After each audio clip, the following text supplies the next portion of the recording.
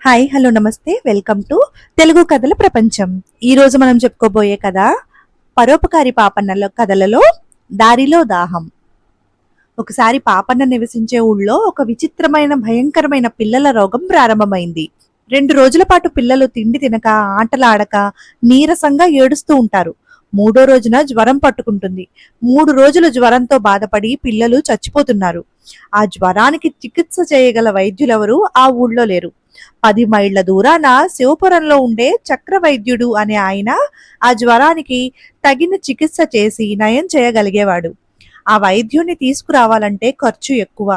అది భరించుకోలేని వాళ్ళు పిల్లలను శివపురానికే తీసుకుపోయి వైద్యుడికి చూపించి మందు తీసుకుని వచ్చేసేవాళ్ళు.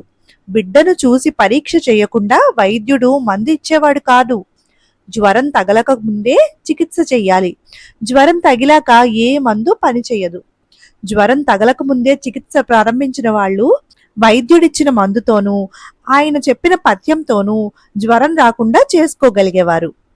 ఒకనాటి ఉదయం పాపన్న బిడ్డకు జ్వరం రాబోతుందన్న సూచన కనిపించాయి. వెంటనే బిడ్డను చక్రవైద్యుడి వద్దకు తీసుకుపొమ్మని పాపన్న భార్య అంది. అయితే సమయానికి పాపన్న సొంత బండి లేదు. ఇంకెవరి బిడ్డనో వైద్యుడింటికి తీసుకుపోవలసి వస్తే పాపన్న తన బండిని ఇచ్చాడు. అందుచేత వైద్యుణ్ణి తన ఇంటికి పిలుచుకు వచ్చి బిడ్డను చూపించాలి అనుకున్నాడు పాపన్న. ఇంతలో పొరుగింటి సోమన్న ఆత్రంగా వచ్చి, పాపన్న గారు, మా బిడ్డకు ఆ పాడు జ్వరం వచ్చేటట్టుగా ఉంది. చక్రవైద్యుడి వద్దకు తీసుకుపోయి చూపించాలి. మీ బండి కాస్త ఇస్తారా అని అడిగాడు. పాపన్న తనకు కూడా అదే సమస్య వచ్చింది అన్నాడు. పదండి, పోయి వైద్యున్నే తీసుకువద్దాం అన్నాడు సోమన్న. తనకు తోడు దొరికినందుకు పాపన్న కూడా సంతోషించాడు. ఇద్దరూ శివపురానికి బయలుదేరారు. కొంత దూరం వెళ్ళినాక సోమన్న, మనం రోడ్డు వెంబడే పోతే 10 మైళ్ళ దూరం, ఇటు కొండపక్కగా దారిన వెళ్తే 2 మైళ్ళు తగ్గుతుంది అన్నాడు. అయితే అడ్డదారినే పోదాం అన్నాడు పాపన్న. ఇంతలోనే రహదారి వెంబడి ఒక గుర్రపు బండి వేగంగా వారిని దాటి వెళ్ళింది. దాన్ని ఒక యువకుడు తోలుతున్నాడు. ఒక యువతి బండిలో కూర్చుని ఉంది. బండి ఎంతో దూరం వెళ్లకుండానే ఆగిపోయింది. బండిలో ఉన్న స్త్రీ, అయ్యో సహాయం రండి, సహాయం అని ఆర్తనాదం చేసింది. ఆ ఆర్తనాదం వింటూనే పాపన్న బండికేసి పరిగెట్టాడు. ఆ సోమన్నేమో విసుక్కున్నాడు. పాపన్న వెళ్లి చూసేసరికి బండి తోలుతూ ఉండిన యువకుడు కళ్ళం వదిలేసి బండిలో ఒరిగిపోయి ఛాతి పట్టుకుని మూలుగుతూ దాహం దాహం అంటున్నాడు. ఈయన నా భర్త, ఉన్నట్టుండి సుస్థి చేసింది. బయలుదేరేటప్పుడు చేసిన భోజనం ఏదో వికటించింది. కడుపు నొప్పి దాహం అన్నారు. చెంబులో నీళ్లు అందించాను. ఆ బండి కుదుపులకు చెంబు దొర్లి నీరంతా ఒలికిపోయింది. గ్రహచారం చాలక బండివాడితో పోట్లాడి తానే తోలుతూ వచ్చారు. ఆ బండివాడున్నా కాసిని నీరు తెచ్చిపెట్టును. మీరు ఈ చెంబుతో కాస్త నీరు తెచ్చి పుణ్యం కట్టుకోండి, మీ మేలు మరిచిపోం అని బండిలో ఉన్న ఆ స్త్రీ పాపన్నను బతిమలాడింది. మనం తొందరగా పోవాలి అని సోమన్న జ్ఞాపకం చేశాడు. కాని పాపన్న వినిపించుకోకుండా చెంబు తీసుకుని దూరాన కనబడే గుడికేసి పరిగెట్టాడు. ఈ మనిషితో పెట్టుకుంటే ఇంతే అనుకున్న సోమన్న, నేను పోతున్నానయ్యోయ్ అని కేకపెట్టి అడ్డదారిన కాలు నడక సాగించాడు. పాపన్న శరవేగంతో గుడి చేరుకొని అక్కడ పూజారి ఇంటి నుంచి నీరు తీసుకుని బండి వద్దకు తిరిగి వచ్చాడు.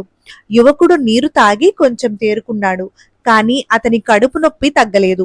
అతను బండిలో పడుకొని నేనింక బండి తోలలేను అన్నాడు. అతను శివపురం జమీందారు కొడుకు. తన భార్యను ఆమె పుట్టింటి నుంచి తన ఇంటికి తీసుకుపోతున్నాడు. మీరు విశ్రాంతి తీసుకోండి, నేను బండి తోలి మిమ్మల్ని ఇంటి దగ్గర దిగబెడతాను, ఆ తర్వాత నా పని చూసుకుంటాను అన్నాడు పాపన్న. అందువల్ల మీ పనేం పాడు కాదు కదా అన్నది ఆ చిన్న జమీందారు భార్య.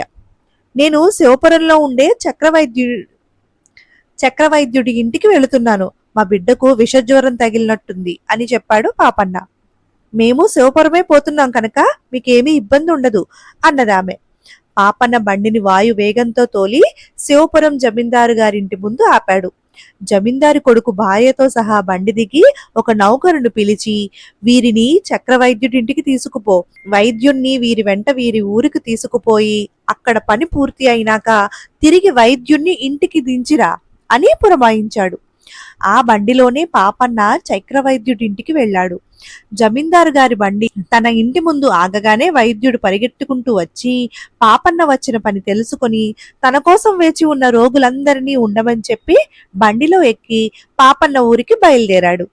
వైద్యుడు వెళ్లిన కొంతసేపటికి కాళ్ళు తీపులు పెడుతూ సోమన్న ఆ వైద్యుడింటికి చేరుకున్నాడు.